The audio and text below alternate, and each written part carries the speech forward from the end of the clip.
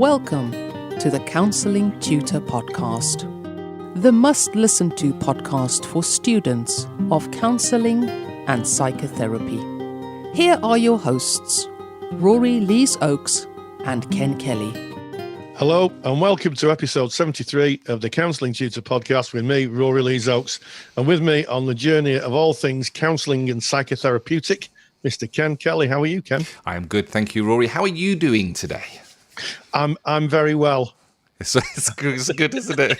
It's great to be here. We've got another episode. It's episode 73, as Rory pointed out. What can you expect from today's Counselling Tutor Podcast? First, we're going to start off with active listening. That's your job as we bring you the content. No, it's not. We're going to be speaking about active listening within the counselling relationship. We're then going to be looking at in practice, so practice matters. And Rory, you're going to be bringing us working within a multidisciplinary team. It's so important to be able to understand how to work effectively with other people, other professionals. Absolutely. We find ourselves more and more working in multidisciplinary teams. Also, I'm told for those people in settings such as maybe working in a school. And I'm going to be talking about information sharing. I'm going to be talking specifically about something called the Caldicott Principles. There you go. Exciting there. So something to look forward to. And then we're going to be moving on and we're going to be looking at working with metaphor. So dipping into counselling skills there. But kicking us off today, we're going to be speaking about active listening. And of course, our topics are all suggested by you, our listeners. And how do you do that? Well, you just pop onto our Facebook group and suggest the topic that you'd like to hear on the podcast. And where do you find that? Just go to Facebook, type in Counselling Tutor. We're right at the top. Knock on the door. Come on in. We have thousands and thousands and thousands of like-minded individuals, students of counselling psychotherapy from all around the world. We've got some lecturers in there, some tutors in there, and we've got some qualified practitioners in there who hang out because of the richness of the conversation. So come and join us. But active listening, Rory, give us a bit of a taste. Well, yeah, the clue's really in the name, isn't it? It's active listening. I think from my experience when I used to teach counselling, when students first start, maybe on a level 2 course, they think that active listening or listening is just listening and not actually responding.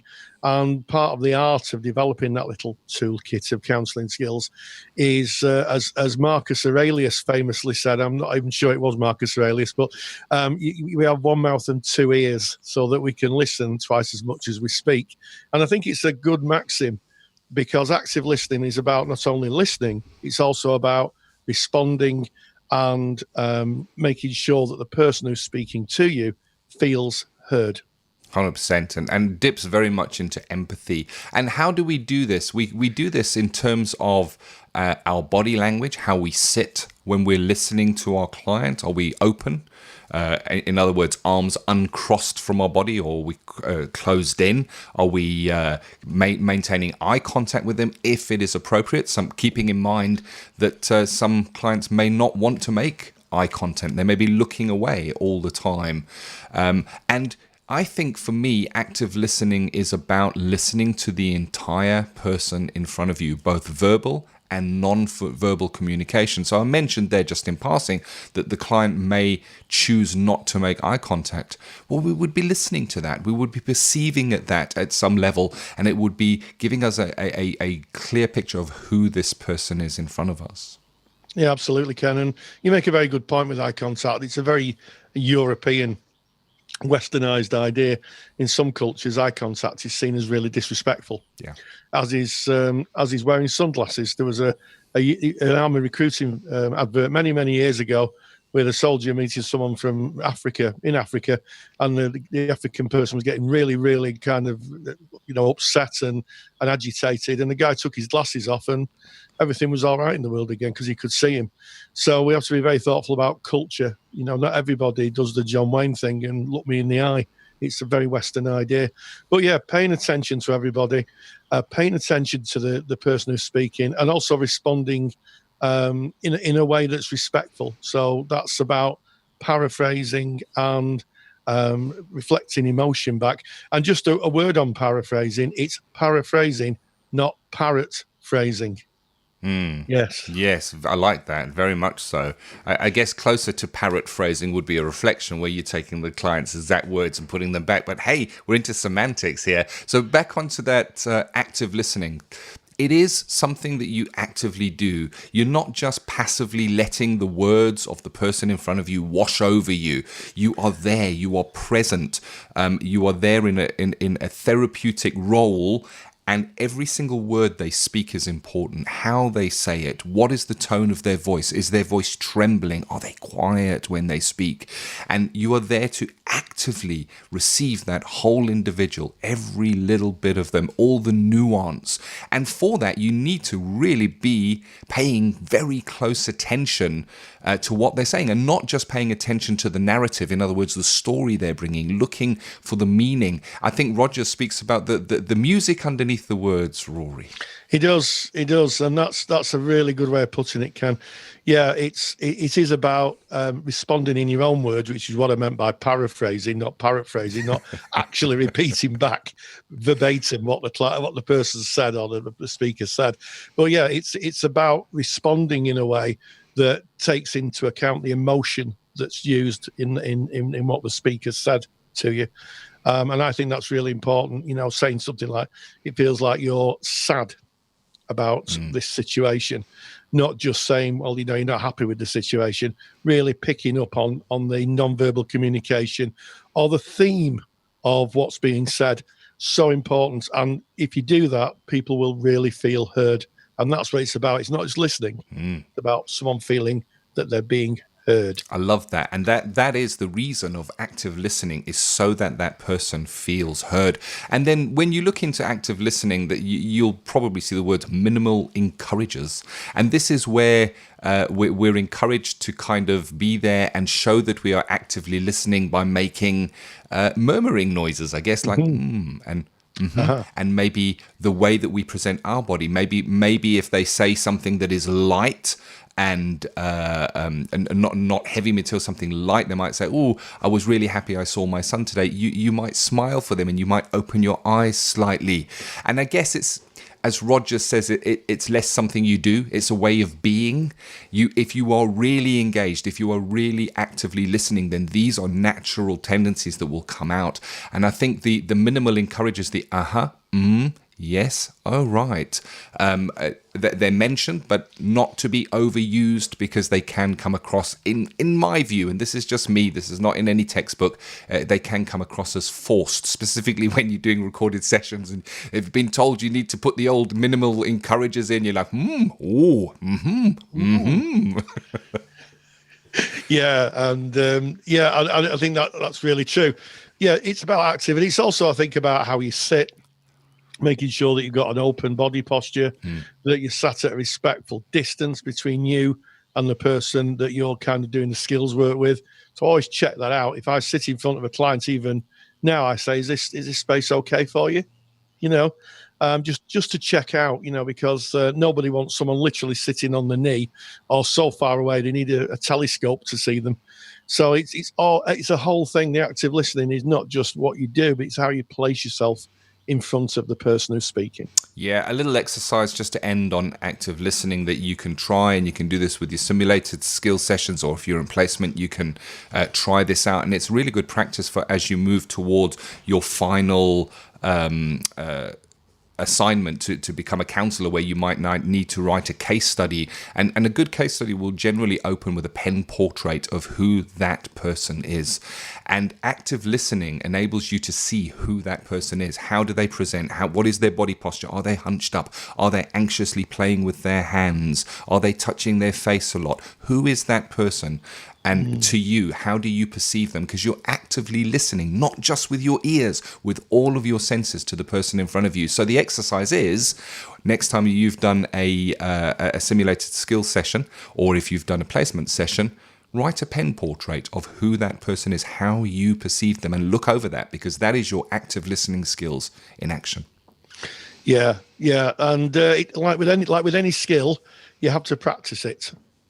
I like it. Yes, of course you do. Practice, practice, practice. And eventually it becomes unconscious competence. Rory, you tell a story of like learning to drive a car, and you start off and you've got to think when you change the gear and when to push the accelerator and when to push the clutch, and you are consciously incompetent at driving a car. You know you're incompetent, and eventually you drive your car, you get out and you think, oh, I've just driven all that way. I don't remember changing the gear or pushing in the accelerator or the brake or putting the handbrake on or indicating, because those things become unconscious. It is unconscious competence. The same is true with any counselling skills. The more you practice them, the better you become at them.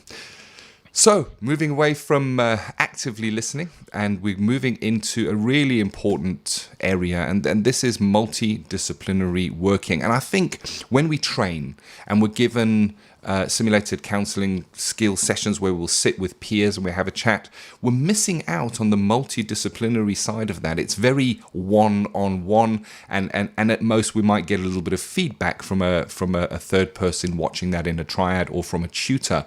But when you're out there practicing, so often, more often than not, you are going to be working with a team or within a team. And even if you're in practice, private practice for yourself, you will be potentially receiving referrals, or you may need to refer on, or you may need to work with other professionals that are working with a client. So important, Rory. And you're going to be covering this because practice matters.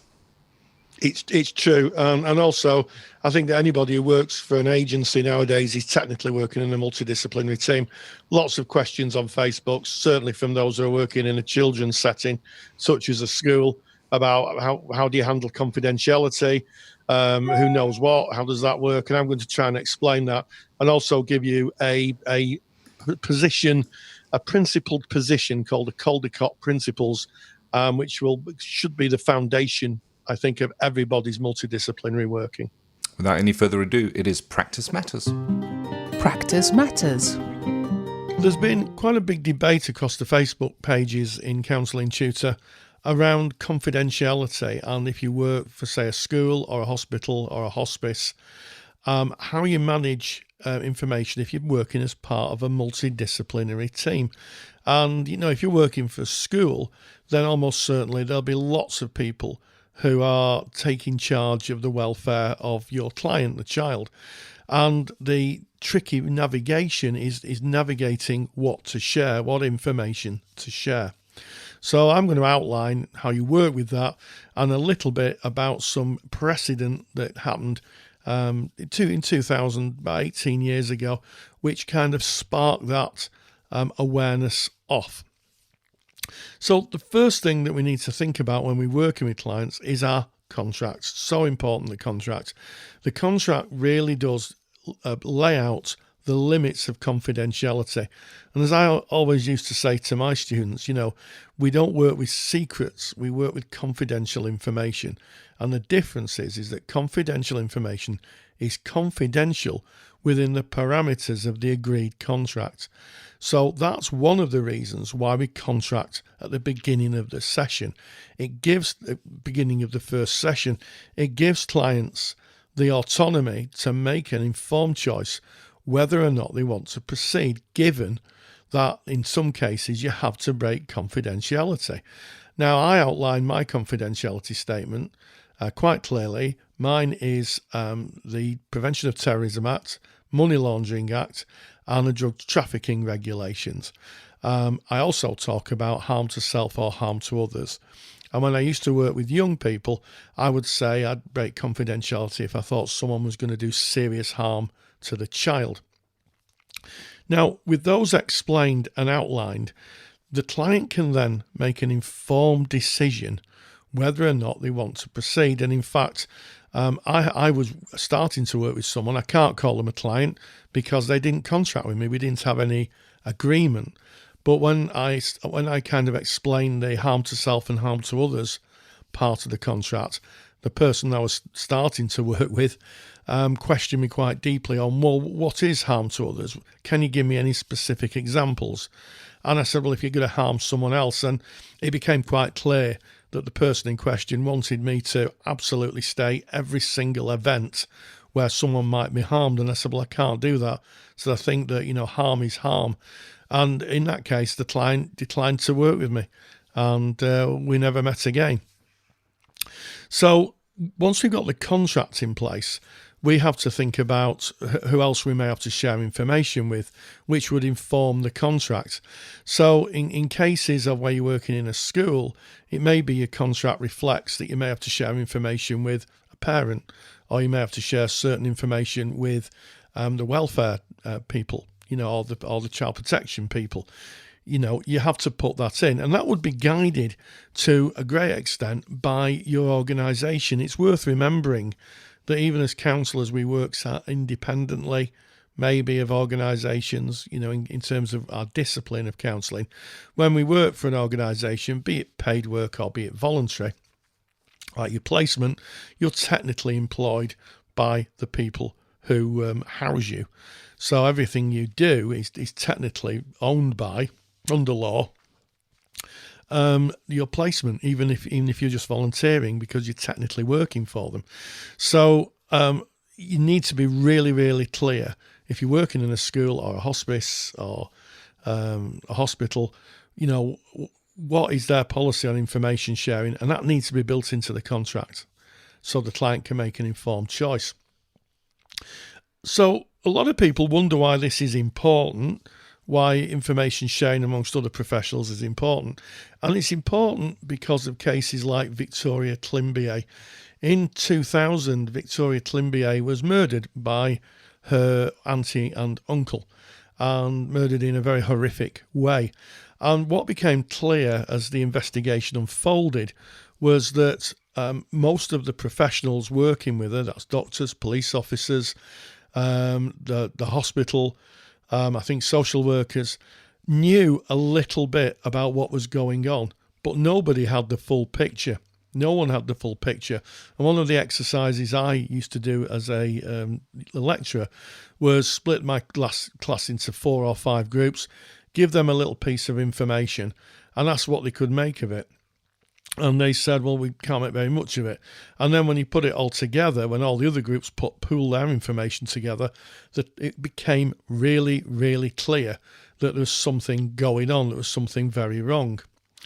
So what do we do? What principles guide us to information sharing? So we've already talked about the contract and making sure the contract that you have with your client reflects what might be asked of you by other professionals within your multidisciplinary team.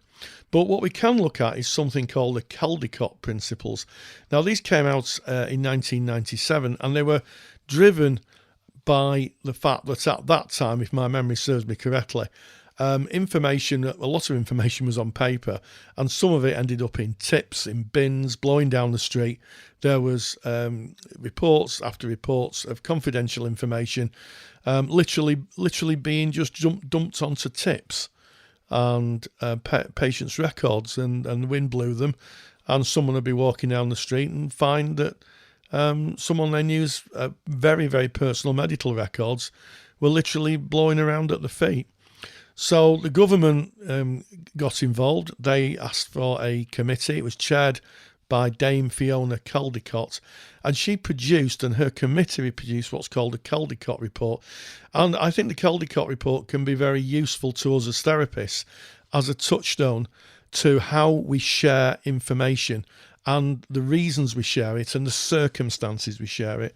So the Caldicott Principles were originally 6 principles, and in 2012 a 7th was added. So principle 1 is, if we have to share information, we have to justify the purpose of using confidential information. This is usually referred to as defensible decision making, so that if we're ever questioned or ever have to justify why we've broken confidentiality, we can defend ourselves and say, this is the reason, and these are the kind of ethical points that I've thought about. So the first is justify the purpose of using confidential information. Principle 2 is don't use personal confidential data unless it's absolutely necessary.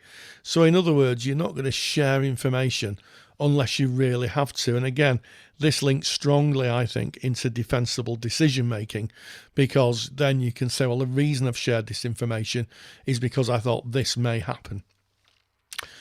Principle 3 is use the minimum necessary personal confidential data. So an example of this, if somebody says to you that they're thinking of taking their life and they have a plan and they have the equipment to do it, breaking confidentiality in that case would be just around the plan and what they were going to do and when they were going to do it, not around sharing other information that you may come across or they may have told you, maybe about the relationship, maybe about their past. You'd only share information that's critical to the reason that you've broken confidentiality. Principle 4 is access to personal and confidential data should be on a strict need-to-know basis. So from my perspective, I have an office at home, I have a locked filing cabinet, and I also have a password-protected computer. The only person who can access my data is me and a trusted other who has my passwords, should I not be available for some reason. Yeah, and in those cases, everybody should understand that data's protected. Everybody should understand and be quite clear of where the data's stored and why it needs to be protected, and also that you can only access it on a need-to-know basis.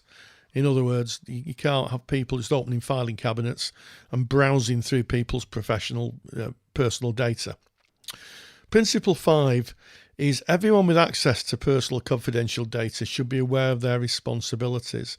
In other words, if I have information maybe about clients' names and addresses, phone numbers, I have to be aware of what my responsibilities are. And at the moment, my responsibilities under the Data Protection Act. Come May of 2018, a few months away, my responsibilities will be under the GDPR data protection protocols. Principle 6 is comply with the law.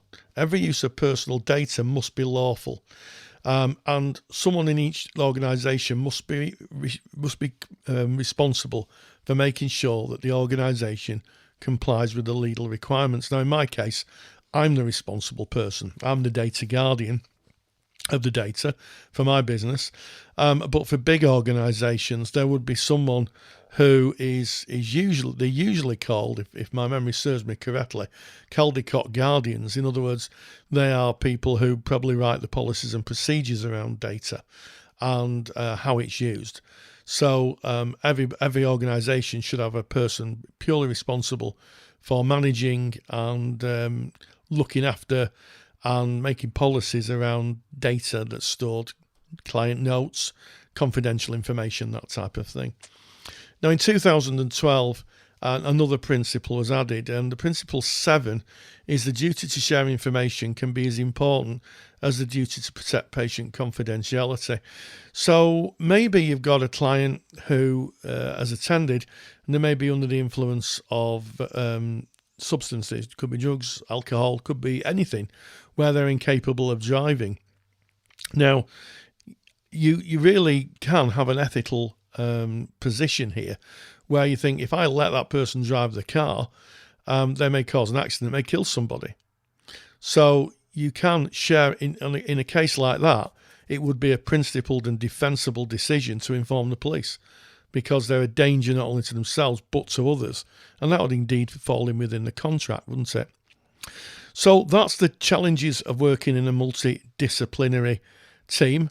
And I hope that's been useful for you. Thank you very much, Rory. So important, that multidisciplinary team working. You are going to find yourself working as part of a team if you go into the counselling world professionally. So very, very valuable information there. And of course, Caldicott Principles, specifically if you're in the UK, you need to know what they are to be able to work to them. And you can get Rory's super duper handout, which are those Caldicott Principles, the overview, just by going to this episode. And how do you find it? Well, you go to counsellingtutor.com. That's our mother website. Click on the podcasts tab. It's right in the top menu, and go to episode 73. All of today's show notes are there, including all the links if you want to get further reading on the topics we're discussing. And there is a link to directly download Rory's super duper handout. So thank you very much for that, Rory. It's like having an encyclopedia when you have all of Rory's handouts. Hey, you know what that is? That's a simile, isn't it? It is like. And that's a great link into what we're speaking about today. We're going to be speaking about simile and metaphor in counselling. Give us a taste, Rory. Well, yes, we use a lot of kind of verbal shortcuts in our everyday language. And a good example of that, we recorded this in March, and we've just had the Beast from the East. And if anybody's wondering what the Beast from the East is, it was a huge amount of snow. Apparently, it came from Siberia. And it became, for a time, a metaphor for bad weather, for snow, for people not being able to get to work, for literally hundreds and hundreds of things. It became something that was a common language. You said to someone in the supermarket, I'm buying more bread because the Beast from the East is coming. They knew exactly what you were talking about. And it comes up so much in the world of counselling and psychotherapy. Metaphor.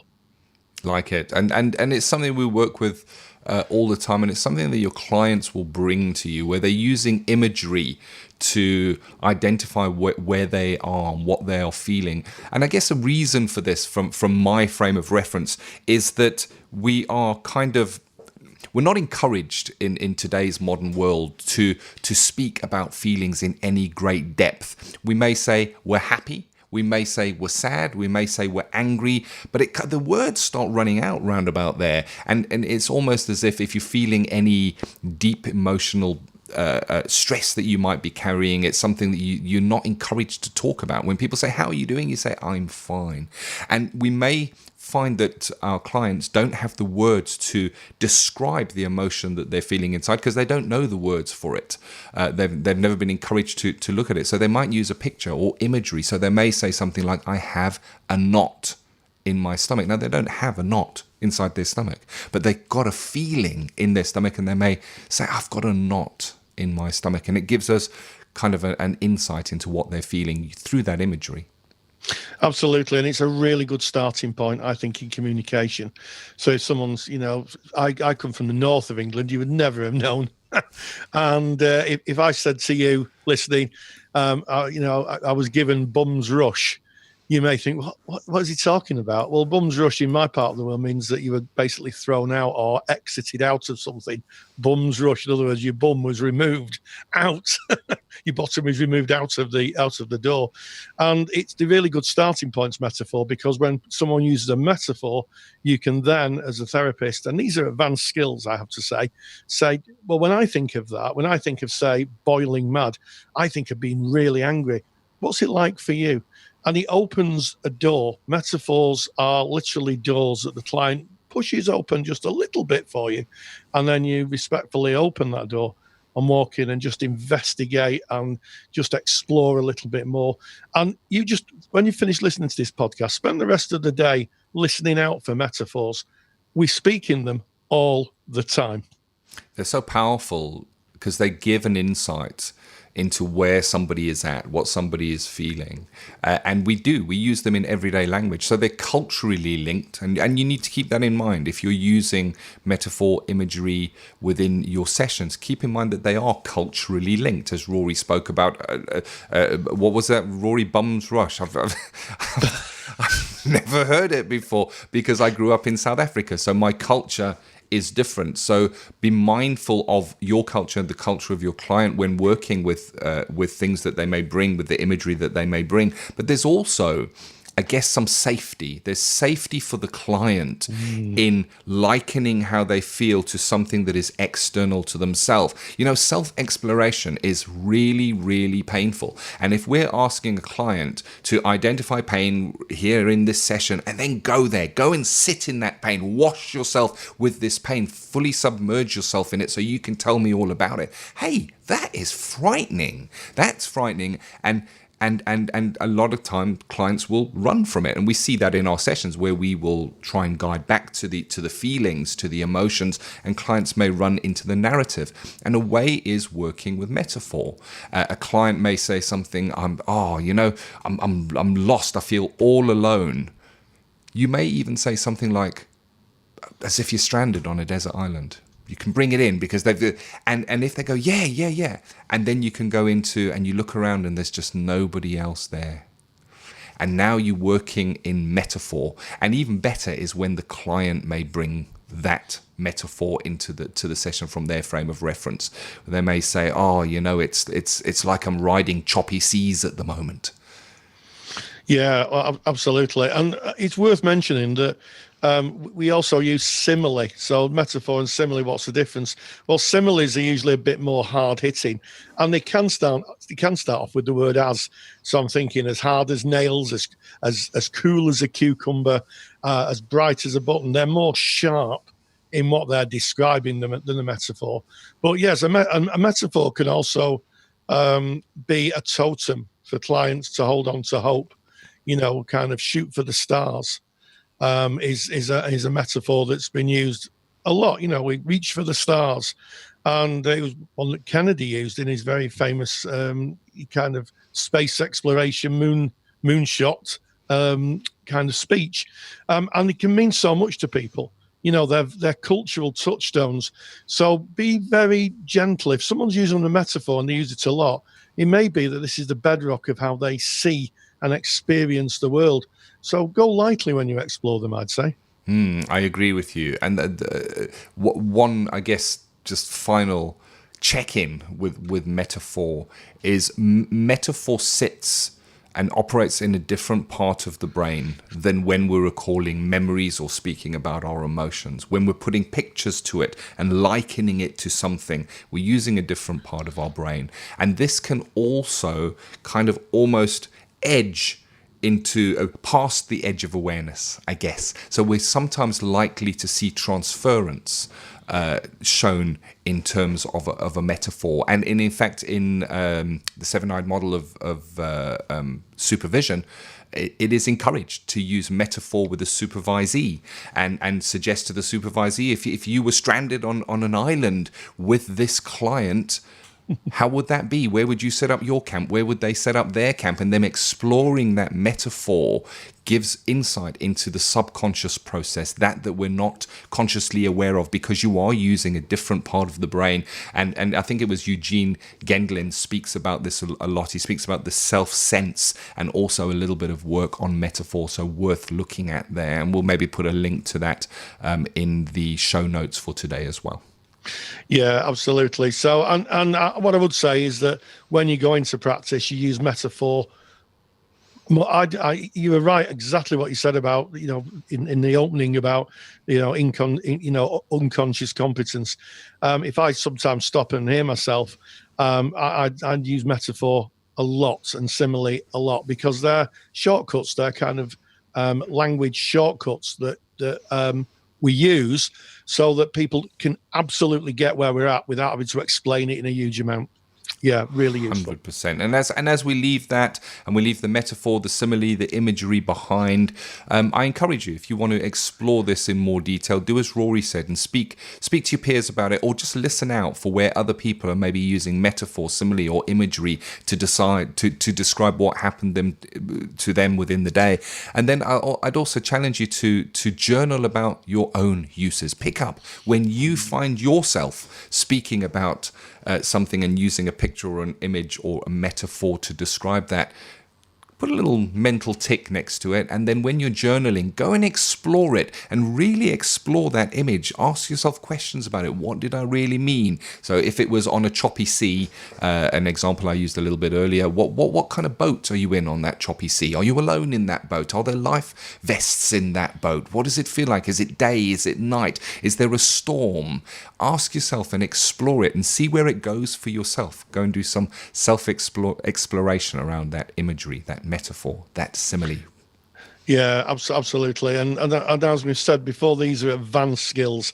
So, when you're using them, you're stepping up, I think. Working with metaphor is a whole lot different than maybe when you start at level 2, where you're just reflecting and paraphrasing. They come up a lot, and they are very, very highly marked phrases and observations. If you're doing your write-up assignment, if you use examples of metaphors, it would tell the person who's marking it, your tutor, I guess, that you're kind of very sophisticated in how you engage with language. And that's what we're talking about, engaging with language. 100%. And just as we check out of today's episode, and as we close down working with metaphor, simile, if you are listening to this and you are a member of the Counselling Study Resource. Now, the Counselling Study Resource, if you don't know, it's a paid side of Counselling Tutor. We put out loads of free content. In fact, you're listening to free content at the moment. Our podcast is free. We put loads of articles on our site. We also have a paid resource section, which is a library stocked with resources that would help students of counselling and psychotherapy during their studies for deeper knowledge on certain topics, and of course when it comes to those pesky assignments, to be able to hit that criteria. So if you're listening and you are a Counselling Study Resource member, I encourage you to log into your Counselling Study Resource, click on the My Resources tab, and then click on the CPD, the Continuing Professional Development section, and go and listen to Jonathan Lloyd. We have a complete lecture that Rory did with Jonathan Lloyd speaking about working with metaphor. It is advanced. It is really advanced. It is the man's specialism. It is outstanding. You can download the audio file, put it on your phone, and listen to it. And it's over 30 minutes of Jonathan deeply exploring how to work with metaphor with clients. So there's some additional resources for you right here. But there it was, episode 73, active listening we started off with, going into multidisciplinary working within that team, and then of course ending off with our discussion on metaphor. Yeah, it's been a great episode. And as always, I use a metaphor here. Stay grounded. Stay safe. Take care. Goodbye. If you enjoy the topics and handouts here on the Counselling Tutor Podcast, then you will love the Counselling Study Resource. CSR was built by myself, Ken, and Rory Lees-Oakes to give you the support you need during your counselling studies. So get access to the world's most comprehensive collection of resources aimed at supporting you in your journey to become a counsellor. Take the stress out of your studies by visiting counsellingtutor.com/CSR. That's counsellingtutor.com/CSR. Thank you for listening to the Counselling Tutor Podcast. Find the show notes for this episode on our website at www.counsellingtutor.com.